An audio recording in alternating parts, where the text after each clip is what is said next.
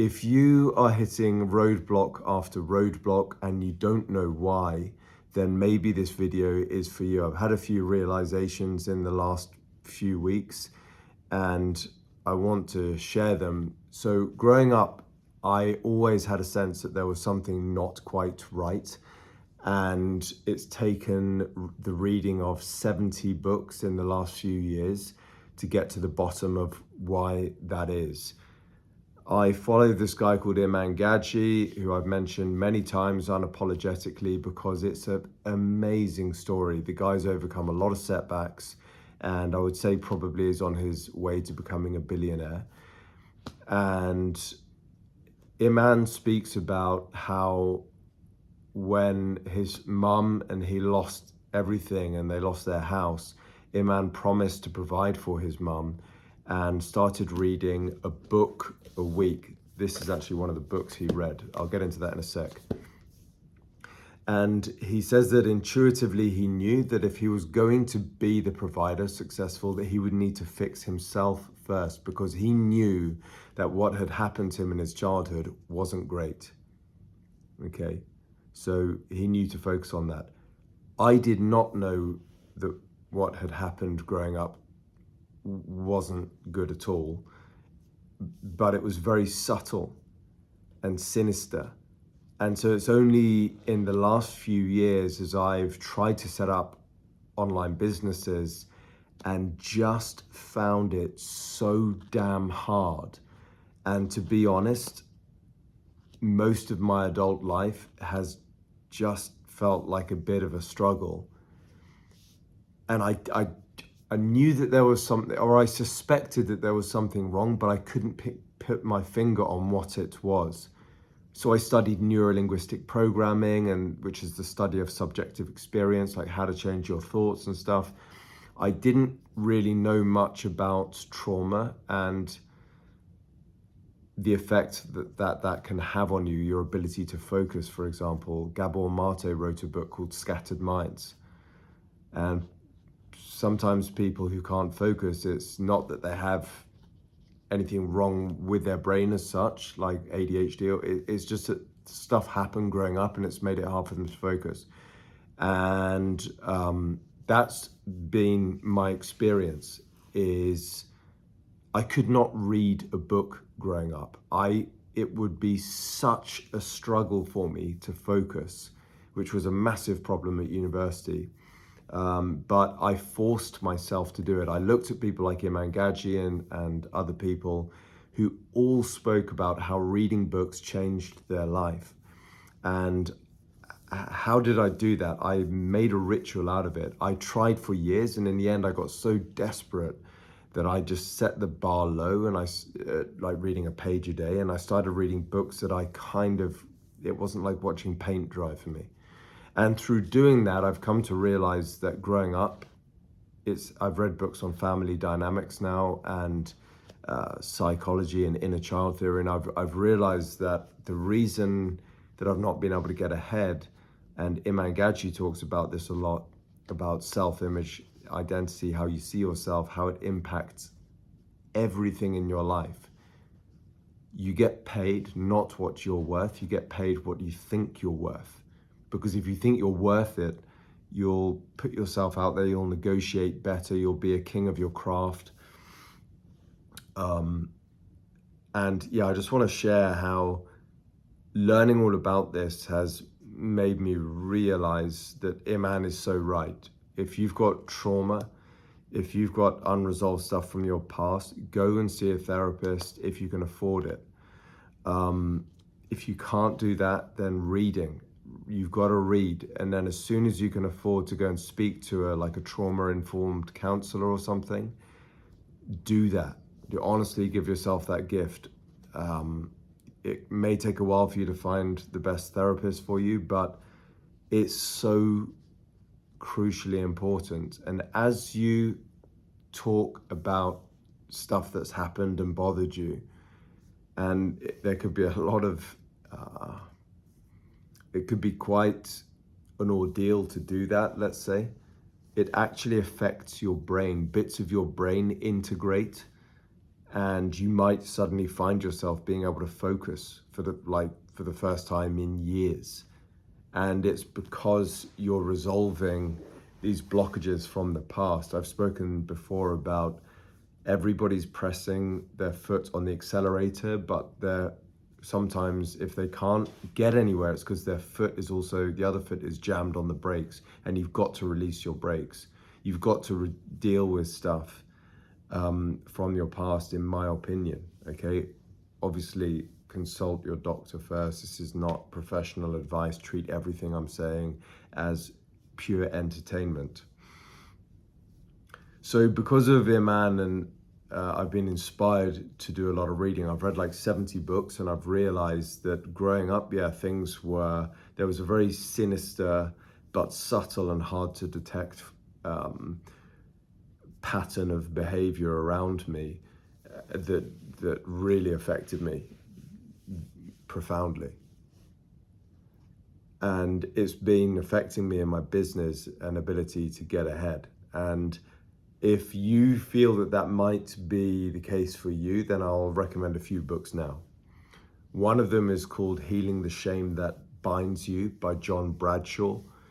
And then I read his book called Homecoming, and that helped me really to understand family dynamics and how we repeat the patterns which we observed in our family. So if you come from a great family, that's a good thing.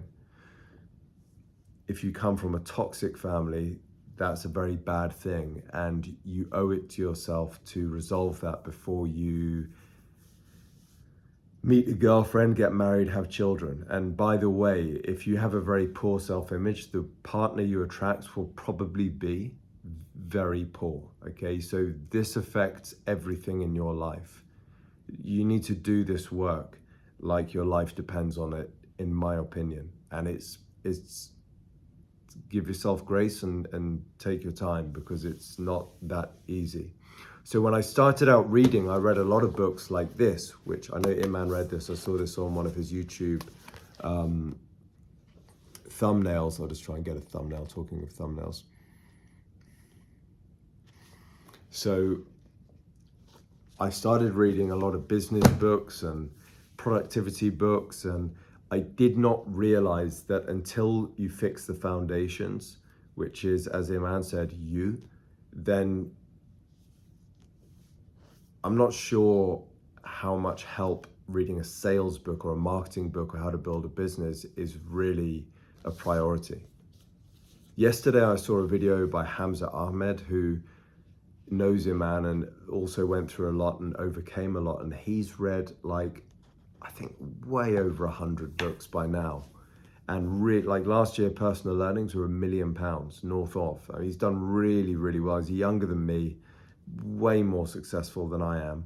And anyway, he recommended this book here. And let's see if I can get another thumbnail option here. He recommended this book and said how much this helped him. And just 2 or 3 days ago, I nearly bought this on Amazon, but I've been spending so much on books. I thought, really, can I keep buying these books? Do I need to just cool it off for a second and finish the books? I have, right? And I've done this many times. And my intuition said, no more of these business books and productivity books until you've read I have a rule of 10 pages a day on a book that matters. So Healing the Shame That Binds You is a profound book for me. Homecoming, not easy to read, but helped me to see things. And I think this is going to be one of the next ones, or this is going to be one that I read now. Because guys, until you fix your self-image, until you untangle all of the stuff that's affecting you still, you're not going to get ahead. And I promise you, I can attest to that. I mean, feel free to try. There's another book which I cringe at. Let's see if I can get another YouTube. Which I cringe at here, by Jamie Kern-Lima, recommended by Tony Robbins. We'll cover that name up there. Ed Milet. And she was a barrister. She was a barrister in Denny's, a cafe in America, like the Wimpy or something, if you know what that is. And she ended up doing, surprise, surprise, a lot of inner work, and she built a company and sold it for $1 billion. All right, so this book is a bit cringe. I don't want to say why. It's a bit kind of girl powery, and that's great, you know, and it is aimed at women. But yeah, for me, it's like eating your greens. You've got to believe that you're worthy. I mean, that's a good title. If you're going to put a product out there or approach a girl, and a girl who's a good woman, who suits you, who you're attracted to as well, you've got to feel worthy. Otherwise, it's going to be really hard for you. And then after I finish Worthy, I'm going to get my teeth into this. Hamza said this had a massive impact on him, this book.